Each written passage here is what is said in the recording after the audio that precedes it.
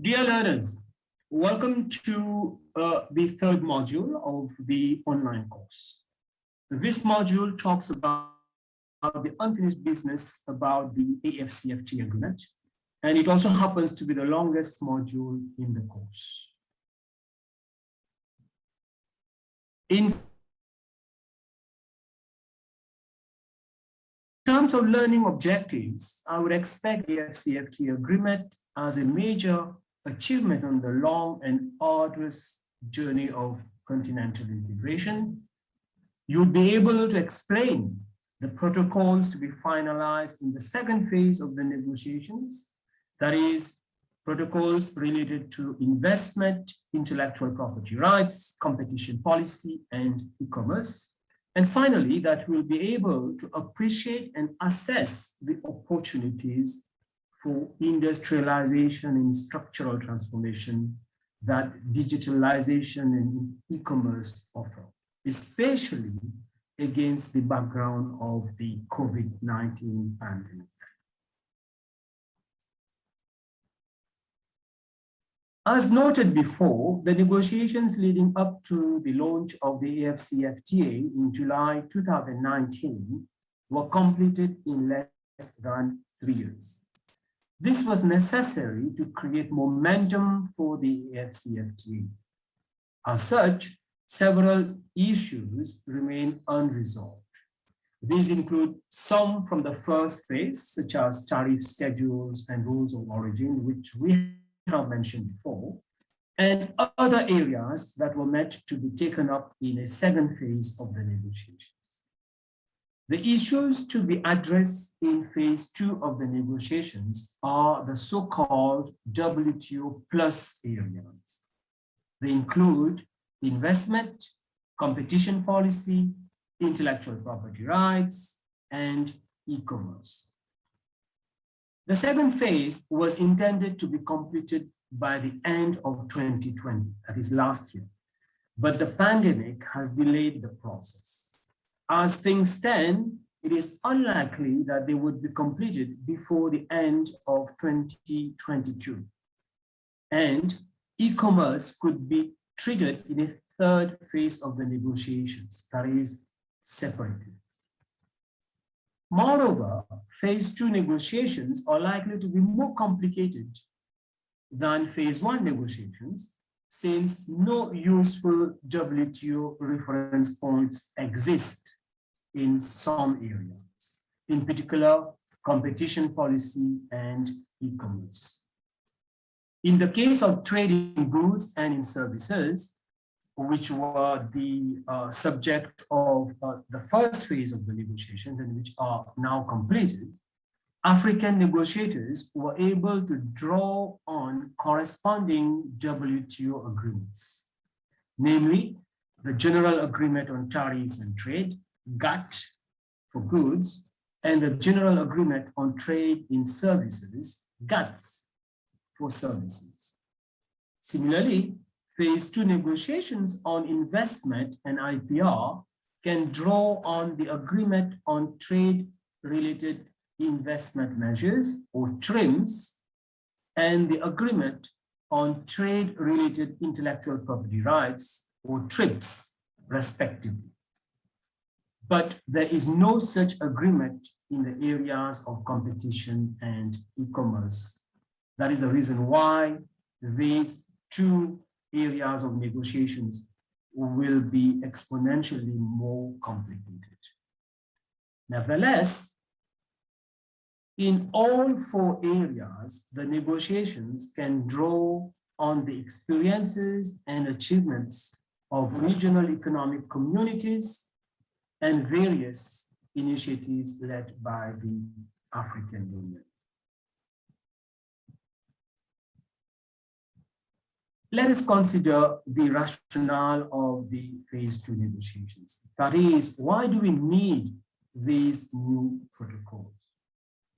The decision to take up the WTO plus areas in phase 2 of the negotiations is in line with the Abuja Treaty's vision to achieve a deeper level of integration. In fact, and African Economic Community ultimately. It also is consistent with the action plan on boosting intra-African trade adopted by the African Union in 2012. The goal of BIAT was originally to double intra-African trade over the next decade, that is by 2022. However, obviously, this goal, it was not on target even before the pandemic, and the pandemic has derailed it significantly. The phase 2 of the negotiations also follow current trends in regional integration. As you may be aware, some modern preferential trade agreements are already integrating protocols in the areas of investment, competition policy, and IPR into expanded trade agreements, which are called deep integration arrangements. They reflect the view that trade liberalization in itself is not enough to boost trade and economic activity between partners. Investment, for example, especially foreign direct investment, that is FDI, is known to have significant trade effects. Agreements in other areas could similarly boost trade. Third, deep integration arrangements also facilitate policy convergence, which is critical to achieving higher levels of integration. For example, a single market and as is the case with the AFCFTA, an African Economic Community. It turns out that the evidence suggests that deep agreements increase bilateral trade by as much as 44% more than conventional trade agreements. Moreover, contrary to trade diversion, which could occur in typical trade agreements, deep integration agreements actually may cause trade with third parties to increase rather than decrease. So in this and the next few slides, let us delve into the 4 areas of phase 2 negotiations, starting with investment. It goes without saying that foreign investment can play a crucial role in Africa's economic development, structural transformation, as well as regional integration. An investment protocol can promote several objectives of the AFCFTA agreement. It can pave the way towards a single market. It may encourage long overdue reforms of national investment regimes, which could attract enhanced flows of capital. In fact, the adoption of the Pan-African Investment Code in 2017 could be a significant step in this direction, and we will talk about this as we go along. And finally, an investment protocol can also foster cooperation on investment among African countries. The need for a continental investment agreement is made all the more urgent by the fragmented investment landscape in Africa. At the national level, most African countries have their own investment codes. At the bilateral level, a large number of bilateral investment treaties, or BITs for short, have been concluded between African countries and other countries, whether African or not.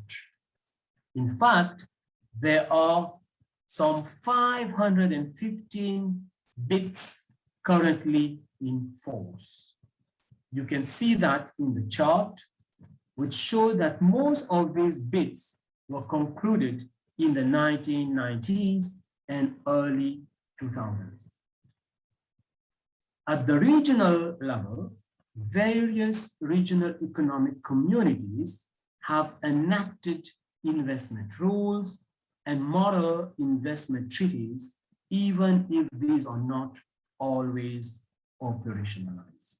And finally, at the continental level, there is the Pan-African Investment Code, which, as we mentioned earlier, was adopted by the African Union in 2017. So, can the Pan-African Investment Code serve as a model instrument for a future AFCFTA investment protocol? Let us consider the arguments. The arguments go on both sides. On the one hand, the Pan-African Investment Code can address issues of legal uncertainty and fragmentation arising from different investment laws across countries, since member states agree that the code should take precedence in the case of conflicting laws. The PAIC is also in the spirit of new generation investment treaties, and it achieves a fair balance between safeguarding investor rights and protecting the public interests as suggested by UNCTAD. And this in the spirit of sustainable development. On the other hand, the Pan-African Investment Code is more the guiding text. It is not a binding instrument.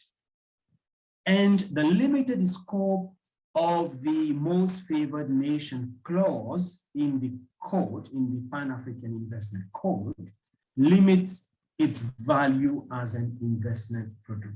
This is probably one area that needs to be looked into if the code is to serve as the basis for a future AFCFTA investment protocol.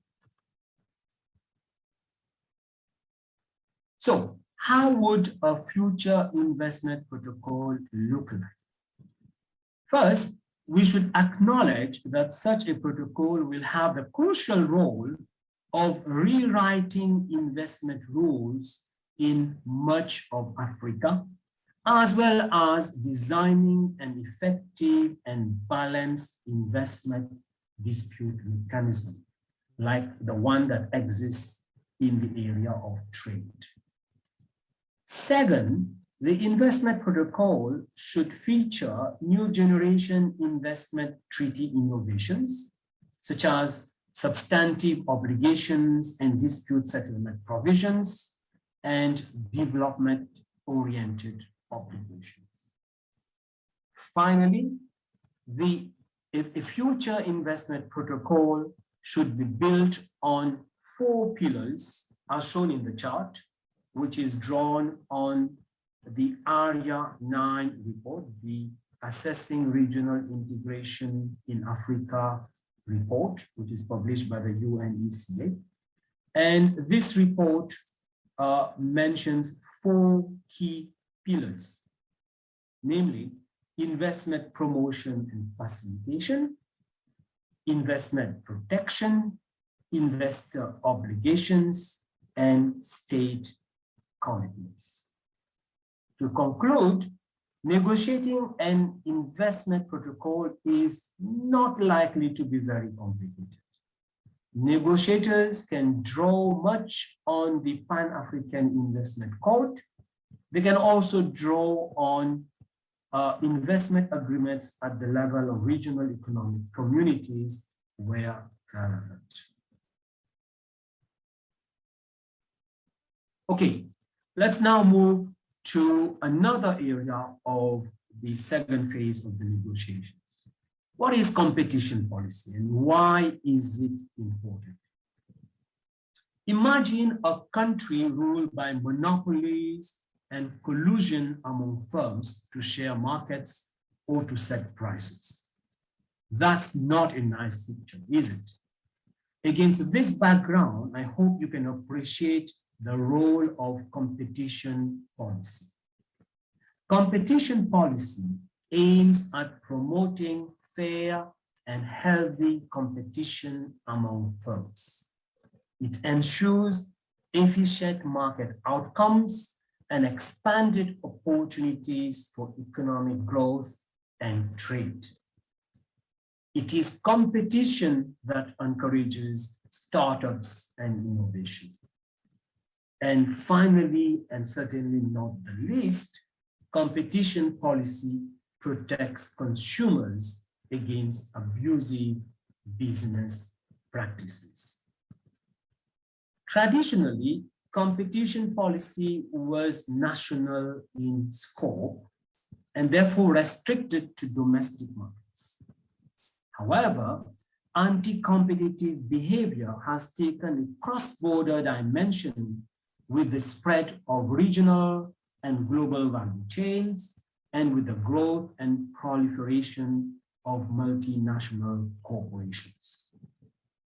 The same firm may be operating in more than one African country, and therefore this requires a regional or international approach to competition policy.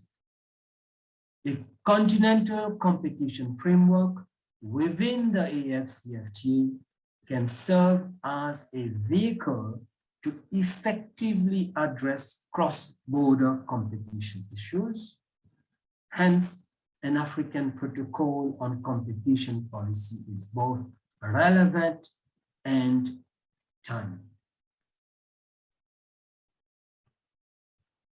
As with investment, you will be able to appreciate the role for a competition protocol when you look at the state of competition regimes across Africa. There is considerable heterogeneity in such regimes. For example, there are 23 countries with a competition regime enforced by a competition authority proper. There are 10 countries with competition law, but no competition authority. There are 4 countries that are currently at advanced stages of preparing competition legislation. But then at the other end, you have 17 countries that do not even have any competition law. There are also wide variations at the level of regional economic communities. For example, COMESA and EAC have set up supranational regional competition authorities, whereas others, such as SADC, operate through a cooperation framework. The existence of these competition laws and institutions means that an AFCFTA competition protocol will not have to start from scratch. However, a continental competition protocol will have to rationalize disparate competition regimes and institutions, as we saw, and address emerging challenges, in particular, challenges presented by the rise of the digital economy. So, what should an AFCFTA competition protocol seek to achieve? Fundamentally, it should promote competition on the continent and strengthen Africa's capacity to deal with anti-competitive behaviors. It should also safeguard gains from trade liberalization under the AFCFTA. And finally, it should seek to harmonize minimum standards of corporate conduct across Africa. There are 3 options for a continental competition regime, as you can see from the chart on this slide. The most ambitious is a supranational AFCFTA competition authority. like the one adopted by CIMAC, ECOWAS, COMESA, and the EAC. This organization will enforce common competition rules and act as a one-stop shop in addressing anti-competitive cases. The other options are a cooperation framework, as in the SADC region, as mentioned earlier, or a sequential approach, which incorporates elements of the first two options.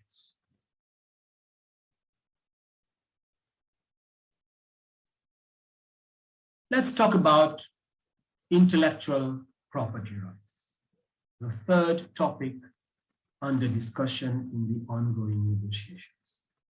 What are IPRs, and why are they important?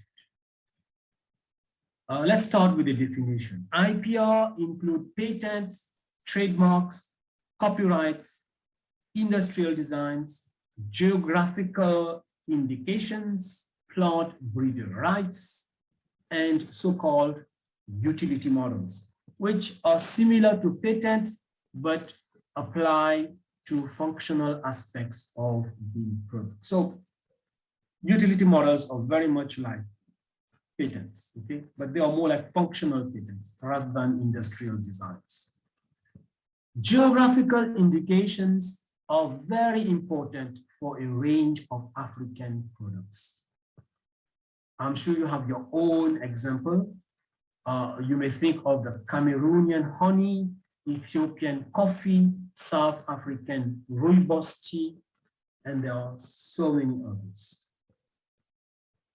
Intellectual property rights serve as a tool to promote investment and competition. However, they tend to be territorial. That is, they apply to and are enforced within the country in which they are granted.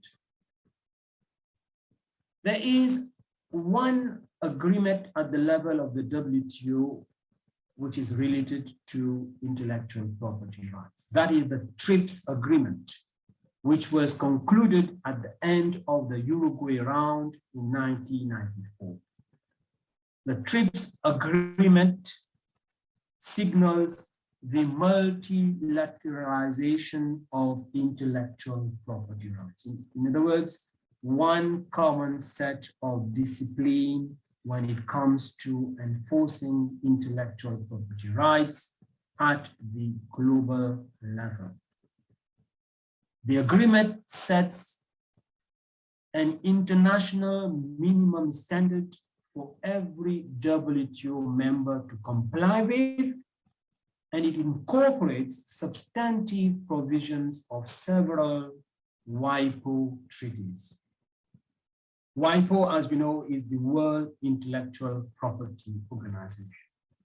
However, the TRIPS agreement does not prevent RTAs, regional trade agreements, from adopting IPR protocols that provide better treatment to member countries. And I emphasize on the word better.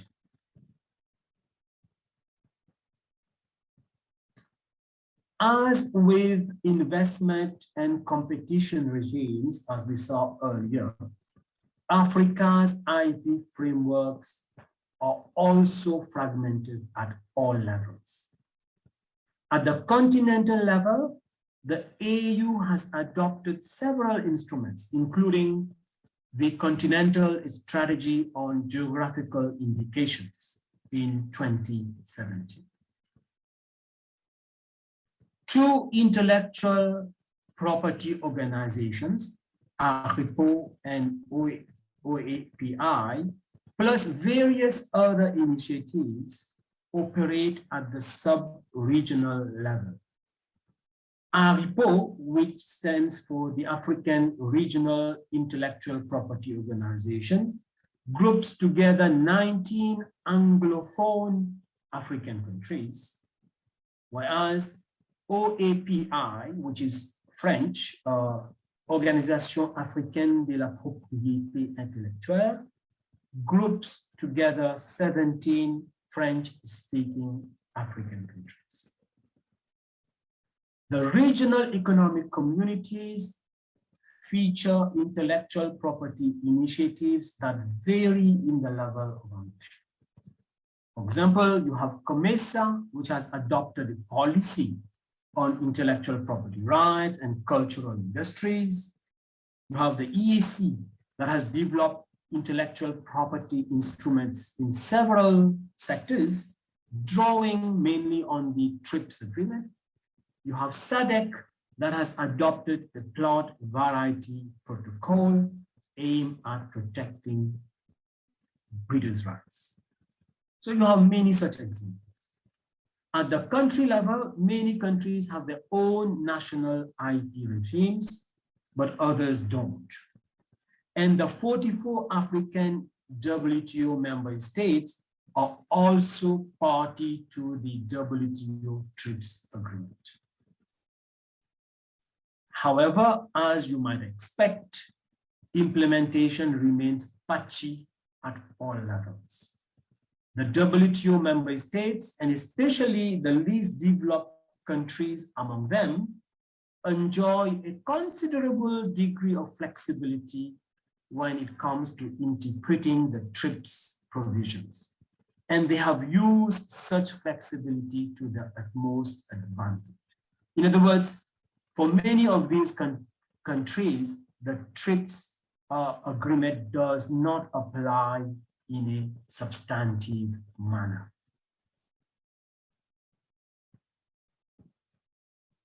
What is the rationale for an AFCFTA IPR protocol? First, an effective IP regime at the continental level can help boost intra-African trade and economic integration.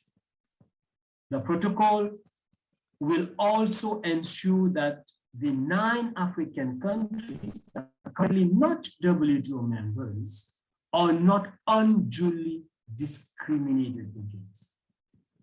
And finally, it can potentially make up for the shortcomings of the TRIPS agreement, as I mentioned just now, and it can be a more binding agreement on African countries. There are essentially 3 approaches, 3 options for integrating IPR into the AFCFTA agreement. And these options vary in the level of ambition. They include, first, arrangements for regional cooperation and sharing of experiences on IPR. A second option could be a regional filing system for patents, trademarks, and industrial design. So a system at the continental level, or perhaps at the regional level. And finally, and I think this one is the most ambitious, the unification of IP legislation for members of a regional economic community, which can perhaps be blown up to the continental level. And I said perhaps, because a single IP regime for all 55 AU member states, of which 54 have signed the AFCFTA agreement, may be an overly ambitious target. Hence, the challenge for negotiators is to strike the right balance between ambition and effectiveness. Let's move to e-commerce, which is the last of the 4 areas on which negotiations are supposed to happen in the ongoing phase. E-commerce, as you would appreciate, has become a common facet of trade with the rise of the digital economy. The digital economy covers the production and use of digital technologies, goods, and services, a definition that comes from octet. Trading in the digital economy occurs mainly through e-commerce, which involves placing and receiving orders over computer networks. E-commerce offers many benefits. Some of you may have had the experience of buying a product online, and you might have appreciated the advantage that it offers. It allows sellers to reach more customers in remote locations and in foreign markets. It offers consumers a wider variety of products, sometimes at lower prices and at greater convenience. And e-commerce creates new opportunities for entrepreneurship and innovation. There are many apps that are being developed for e-commerce transactions. But it also comes with challenges for African countries. I think fundamentally the problem of uneven access to ICT, to information and communication technology, the problem of a low level of technological development and lack of digital literacy across many African countries. Deficient infrastructure, including unreliable power supply, poor logistics, not to mention, obviously, digital infrastructure, internet connectivity. And finally, weak regulations and policies related to the digital economy. These weaknesses were highlighted in dramatic fashion by the pandemic. Countries with weak digital infrastructure suffered the most. They could not operate work from home or online schooling programs as efficiently as the more digitally advanced countries. African countries are aware of the potential of the digital economy to foster structural transformation on the continent. As such, various strategies and initiatives are underway to harness the benefits of digitization and e-commerce. One important initiative is the African Information Society Initiative.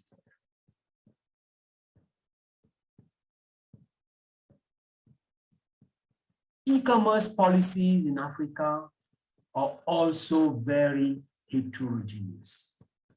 At the level of regional economic communities, SADC and COMESA are at the forefront of digital integration.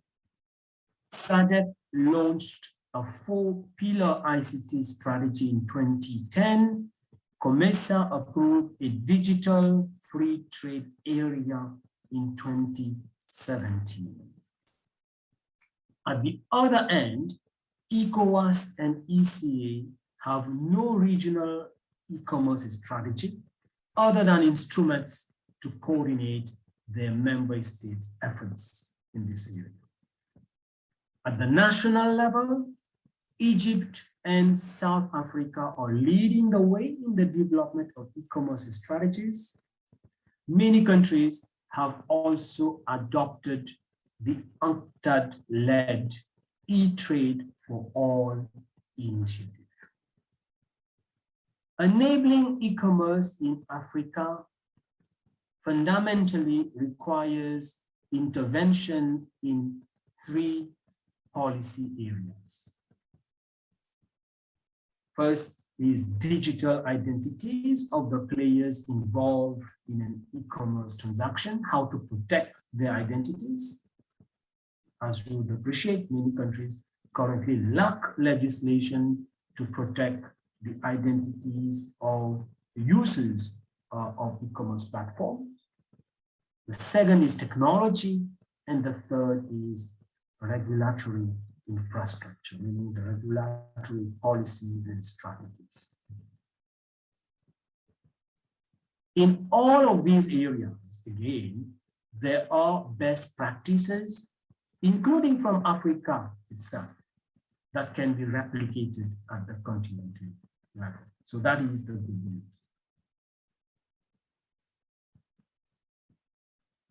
At the international level, the WTO adopted a comprehensive work program in 1998 to examine all trade issues relating to e-commerce.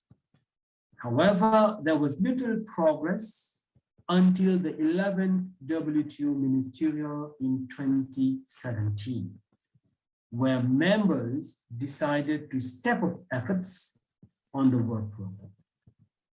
And recently, at the World Economic Forum Summit in January 2019, and that was before the pandemic took its toll, 76 WTO members launched plurilateral negotiations on the trade-related aspects of e-commerce. In other words, you have a subset of WTO member countries that are currently negotiating a plurilateral agreement on e-commerce. I understand that the initial the original number, which was 76, has now increased to more than 80. And my understanding is that Nigeria is the only African country to participate in the negotiations, but this may have changed. You may want to check it yourself.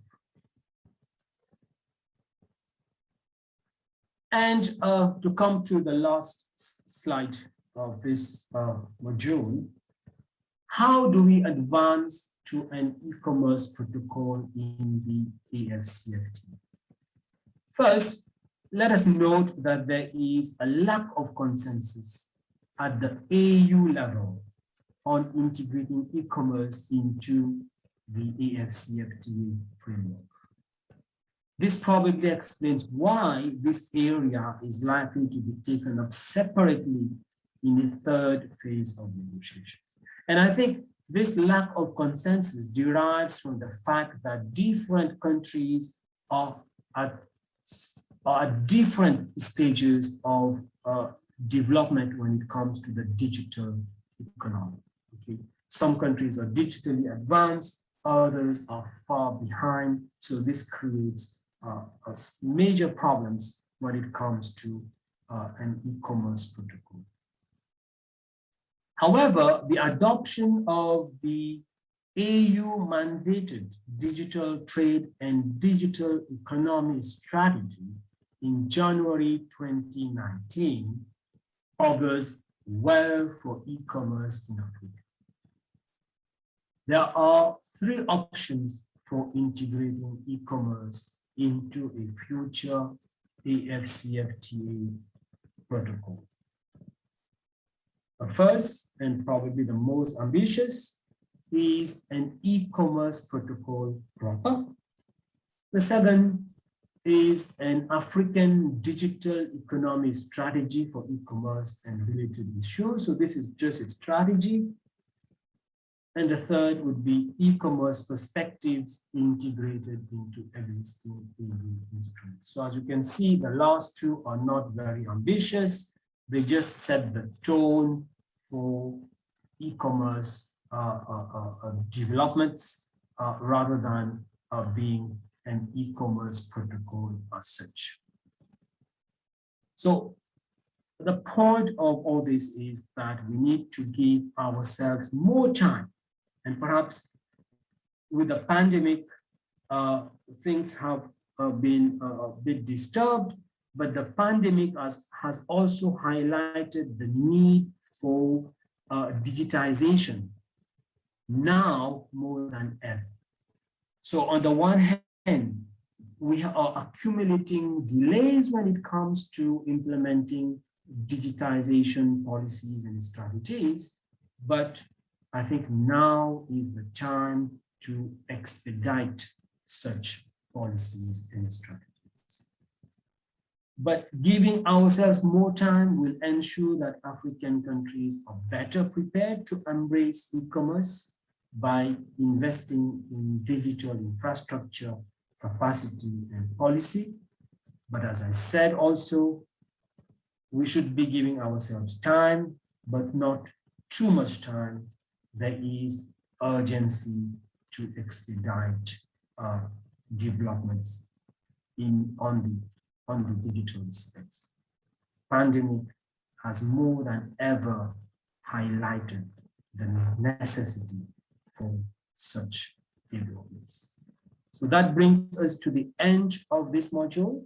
Thank you for listening. Thank you for bearing with me, and I look forward to module 4.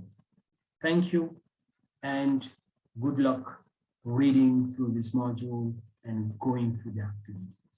I cannot stress enough the need to think through the activities and share your thoughts on the discussion questions on the forum.